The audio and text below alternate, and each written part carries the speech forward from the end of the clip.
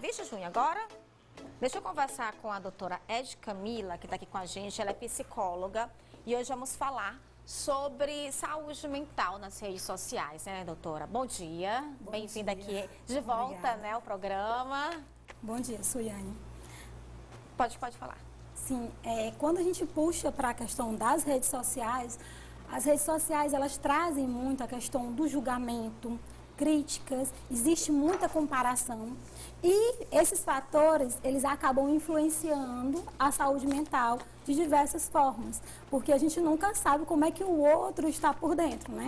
Então a gente acaba, se a pessoa não estiver passando por algum momento que ela não estiver bem, que ela já estiver passando por baixa autoestima, tudo isso só tende a gerar mais consequências ainda para a saúde mental dela. A gente trouxe a doutora aqui para a gente conversar sobre esse tema, porque, né? Semana passada nós nos deparamos com a notícia do Lucas, filho da cantora Valquíria Santos, que é uma grande cantora, muito conhecida principalmente aqui no Nordeste. Já passou por várias bandas de sucesso, entre elas a que fez mais sucesso foi a banda Magníficos. E aí, o que aconteceu, né?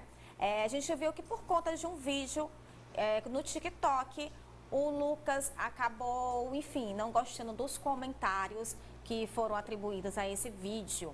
A Valquíria, inclusive, fez um vídeo para as redes sociais, inclusive está nas redes sociais dela, falando um pouquinho sobre a internet, sobre esses comentários maldosos que a gente vem recebendo na internet e falando sobre a questão do filho dela.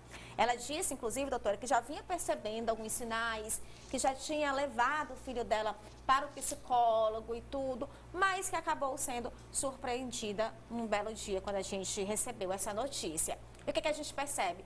Que as pessoas na internet acham que a internet é terra de seu ninguém. E aí se sentem no direito de falar, de fazer qualquer tipo de comentário. Eu vejo que a internet é algo que a gente não consegue mais ter tanto controle, porque ganhou uma dimensão imensa. A gente encontra coisas positivas, também coisas negativas, mas eu vejo que está cada vez mais doentia, o povo, né, está cada vez mais doentio utilizando as redes sociais, né? Sim, a internet ela traz muitas vantagens, mas infelizmente também tem um lado de desvantagens. Para o jovem, ainda tem a família, o cuidador, ele tem que ter um certo cuidado, porque o adolescente, o jovem, ele entra numa fase de vulnerabilidade. É uma fase que ele está se identificando, que ele está se conhecendo e que muitas vezes ele está muito vulnerável. E principalmente a esses comentários que podem trazer um dano bem grande para a sua saúde mental. Então é muito importante que a família esteja atenta.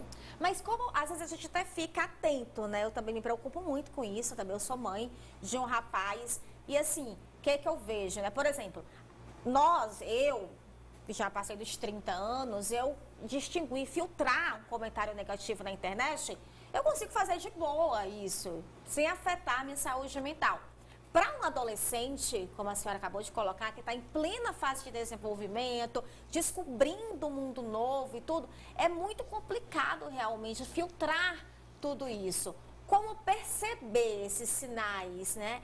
Também o adolescente tem aquela coisa de que, não deixa pai e mãe ter senha das redes sociais, quer uma privacidade maior, mas como a gente se ligar nesses sinais, como lidar com essa situação? Sim, Suiane, no caso do adulto, ele já tem uma maturidade para excluir algumas coisas, para poder filtrar. Nem todos, né? Mas a gente tem aquela ideia de que é para ter, né? A maturidade. Nem todos realmente têm. No caso do difícil, jovem, doutora, é difícil. E é uma coisa que vai se desenvolvendo com o tempo. Tem todo um processo, né? Cada pessoa tem a questão da subjetividade, cada pessoa tem o seu processo. No caso do jovem, do adolescente, o pai, ele pode estar nas redes sociais até para ver o que o jovem está colocando, o que ele está publicando. Ele pode também estar acolhendo esse jovem em casa, porque no vídeo ele traz muito a questão da fala doentia, né? Que aí já acende uma luzinha. Por quê? Do medo, né? Então, assim, existem algumas situações que a gente precisa sempre acolher. A base entre o jovem e a mãe e o pai é sempre o diálogo, é sempre a questão de fulano, como é que você tá? Como é que foi o teu dia? Às vezes a gente não tem como você, até mesmo porque não tem como você estar acompanhando o seu filho o dia todo. Você tem suas coisas, enfim. Mas em alguns momentos você pode ligar, você pode falar, você pode querer saber como é que está. Porque é aquela coisa, você está em outro momento, em outra situação, mas você está próximo, você está acompanhando. E isso, Suiane, acaba passando uma segurança para a criança, para o adolescente, para o jovem, de quê? De contar algumas situações para os pais. Os pais, eles têm que estar ali criando um vínculo de segurança, justamente para caso aconteça alguma coisa, a mãe e o pai seja a primeira pessoa que ele quer recorrer para poder contar, para poder falar, para poder pedir uma opinião. O que acontece inúmeras vezes? Se o pai ou a mãe, às vezes, quando o filho chega nele para contar alguma coisa e ele às vezes nem escuta, porque às vezes a gente vive numa correria tão grande que quando o filho vai falar, você já muda de assunto, você às vezes já tem uma fala pronta ali para dizer para ele, e isso acaba barrando que ele chegue até você, que ele fale o que está acontecendo, o que está sentindo. Então, assim, no primeiro momento é sempre bom você ouvir, você escutar o que ele tem a dizer. E depois, a gente precisa até filtrar os nossos julgamentos, que nós somos seres humanos, então, vez ou outra, nós fazemos, para não direcionar para o jovem. Porque às vezes, a fala do pai, da mãe, e ao invés de criar um vínculo entre eles, vai afastando. É. E aí ele acaba tendo aquele medo. O pai, às vezes eu escuto muitas pessoas falando assim, não, meu pai é a última pessoa a saber. Por que é a última pessoa a saber? Será que você tem medo do julgamento dele? Será que às vezes quando você vai contar, ele já está armado ou ele já tem alguma coisa para te dizer ali e você acaba não tendo mais aquela segurança, né? Porque, Suiane, se a gente for pensar, você tem filho pequeno, né? Eu também. A criança, ela cria um vínculo com os pais de estar sempre ali por perto. Sim. E esse vínculo, às vezes, o que acontece? Em algum momento ele é quebrado. Em algum momento existe o distanciamento, que é justamente o que vai fazendo com que o jovem vá crescendo e não queira contar algumas coisas para os seus pais. Então, esse vínculo que acontece na infância, ele precisa ser mantido. Ele precisa existir. E como a senhora disse, muitas vezes só uma palavra, uma pergunta, né? Como é que foi seu dia? Como é que você está? Já resolve muita coisa. A gente tem que parar para olhar para os nossos filhos também, né? A gente tem uma pergunta direto do WhatsApp. Vamos ver qual é a pergunta? Olha só, doutora, a pergunta diz o seguinte. Doutora, tenho um filho de 15 anos e morro de medo dele usando demais o celular. O que posso fazer?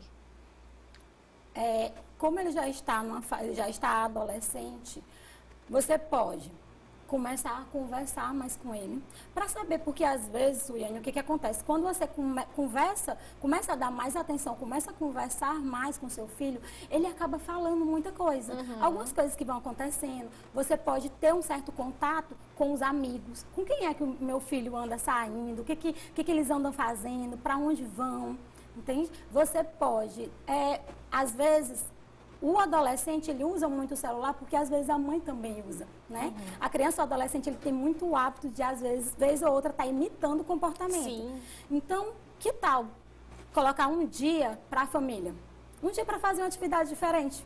Num parque, leva, sei lá, alguma coisa que possa trazer aí um vínculo, que possam estar juntos e que possam estar fazendo alguma atividade enquanto família.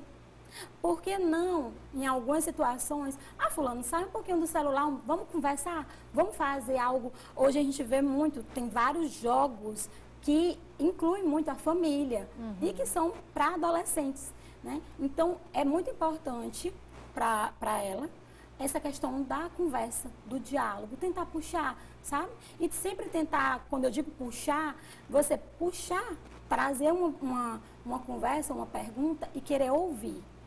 Porque quando o outro vai falar que você barra, que você corta, isso já gera um certo... O que você já critica, né? O que você já critica. Isso, a gente tem que ter muito cuidado, às vezes, com as críticas, com os julgamentos. Porque isso a gente vê claramente nas redes sociais, mas às vezes está dentro de casa. Eu quero até abrir um aspas aqui para como é que posso... Para Para informação, né? Assim, eu sou mãe de um menino de 2 anos de idade, mas eu acredito que todos esses cuidados devem ser a partir realmente desde pequenininho, né? Eu acredito que nós, mães de homens, somos ensinadas a educar os filhos com aquela rigidez de que, por exemplo, de não sentir dor, de não chorar. A gente tem aquela ideologia de que homem não chora, de que homem não pode sentir dor. Quando o menino cai, a primeira coisa que a mãe fala é: foi nadinha, foi só um pulinho, bora, levanta. Eu sou totalmente contra isso, sabe, doutora? Não sei se estou certa, se estou errada, mas estou até aqui pedindo sua opinião. Eu acho que quando isso acontece, a gente deve se voltar sim para a dor da criança. O que eu faço no caso desse? Eu acolho, abraço, conto para ele o porquê que ele caiu. Olha, você escorregou porque você pisou nisso, e aí você escorregou, caiu, machucou, tá doendo sim, mas a mamãe tá aqui. Abraça a mamãe que vai passar. E pode chorar, dá o tempo dele chorar, dá o tempo dele se acalmar, e aí depois eu acredito que é o tempo que o cérebro está raciocinando o motivo daquela dor, e ele se acalma e pronto, né? Eu acho que a gente deve sim deixar que as crianças, que os adolescentes demonstrem seus sentimentos. Chorar não é errado, chorar não é desumano. As pessoas devem sim colocar para fora aquilo que eles sentem. E eu incentivo isso desde agora, de 2 anos mesmo, né? Para que eu não crie aquele adulto com aquela face, com aquela capa, né? De que, eu não posso sentir dor, eu não posso chorar. Será que é bem por aí, doutora, mesmo?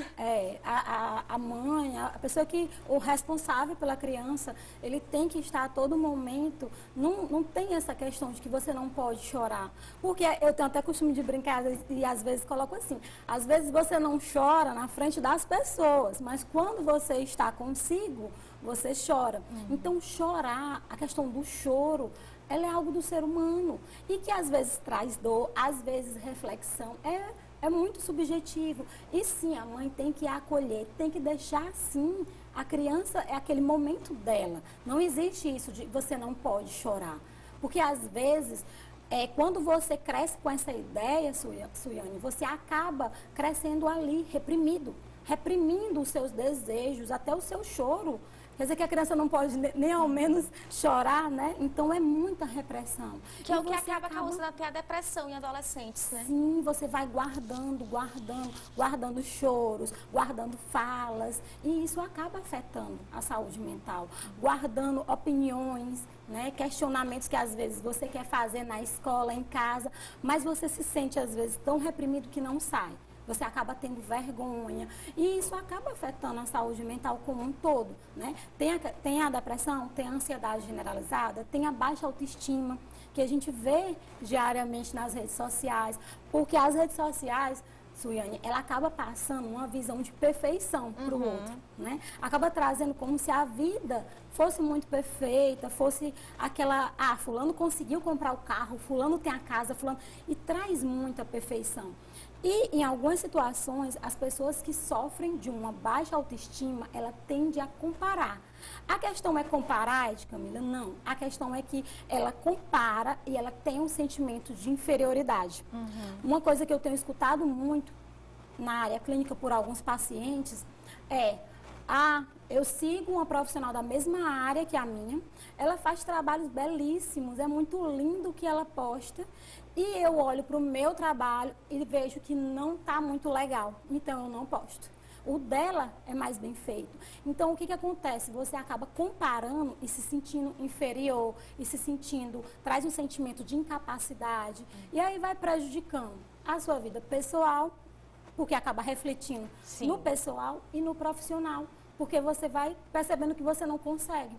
Então, a baixa autoestima, as redes sociais, elas trazem muito esse contexto de perfeição e afeta a saúde mental de adultos, principalmente voltado para a baixa autoestima, e de adolescentes, principalmente porque estão ali muito soltos e acabam sendo bombardeados por opiniões, por críticas, julgamentos, né, de outras pessoas. Nós temos mais uma pergunta do WhatsApp. Olha só, gente, a pergunta diz o seguinte: meu filho já teve depressão e ainda está se recuperando. Você acha que eu devo cortar o celular dele? Ele tem 16 anos. E aí, doutora?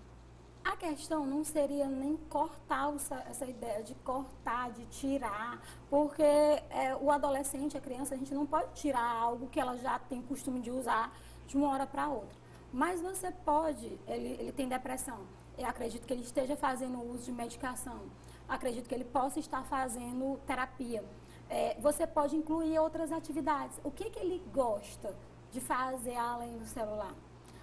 Ele gosta de fazer um curso, ele gosta de fazer leituras. Então, que tal conversar com ele e fazer um planejamento de algumas atividades, de uma rotina, né? Porque geralmente quando você acaba se desenvolvendo, se voltando para várias atividades, o tempo com o celular acaba ficando menor. Você não tem muito tempo porque você está voltado para outras coisas. Então, por que não conversar com ele? É sempre bom.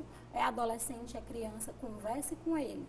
Filho, estava pensando, o que você quer fazer? O que a gente pode... Está querendo fazer algum curso, alguma coisa? Vamos investir, justamente para que ele comece a investir mais em outra área, algo que ele gosta de fazer, futebol, alguma coisa, para que ele saia um pouquinho mais, deixe o celular um pouco de lado. Eu acredito que a tecnologia é boa sim, né? Mas acredito que ela deve ser usada com responsabilidade, com equilíbrio, e acredito que também deve ser uma aliada nossa e não está sempre ali em primeiro plano, não é isso, doutora? Sim, a tecnologia ela traz muitas vantagens e pode ser usada de uma forma muito boa, mas que precisa ser equilibrado, né? A gente percebe que muitas pessoas se voltam tanto para o celular, quando você vê, às vezes você diz assim, eu não tenho tempo para ir na academia, para praticar atividade física, para fazer alguma coisa do tipo. Mas e quanto tempo você perde nas redes sociais? Quanto tempo você perde ali no celular, olhando algo, e que às vezes não vai mudar em nada a sua vida. É verdade, viu? Então você tem que sempre buscar um equilíbrio. Eu estou passando muito tempo no celular, não vou fazer isso. Se programa, rotina. É muito importante para o ser humano ele ter uma rotina de atividades durante o dia. Tudo isso vai mudando um pouco. E filtrar, às vezes, sair um pouco do celular, fazer algo por você, se algo cuidar. Que dê prazer, né? Acaba trazendo um bem-estar para a sua saúde mental. É isso, doutora. Muito obrigada, tá bom? Por nada, disponha, muito obrigada. Siriane. Com certeza ajudou muita gente, né, que está nos assistindo, muitos pais responsáveis também. Tá aí, eu acho que a mensagem que fica de tudo isso é que a gente passe a olhar mais para os nossos filhos, seja ele uma criança, seja ele um adolescente, e comece a perceber. Eu sempre digo que quando você tem intimidade com a coisa, você conhece e você acredita e confia. Não tem como acreditar sem conhecer de fato aquela pessoa, né? Sim. Então, se olhar mais, ter um olhar mais atento, né? Obrigadão, tá, doutora? Por nada, disponha.